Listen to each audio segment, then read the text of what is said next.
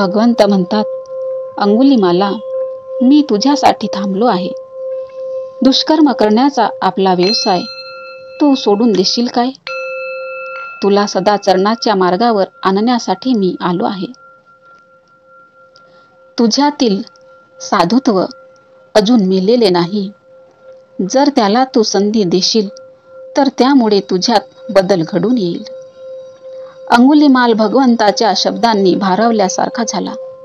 त्याने उत्तर दिले, आपण आपल्या दिव्य वाणीने मला दुष्कर्माचा त्याग करण्याला सांगत आहात, तर मी तसा प्रयत्न करावयास तयार आहे.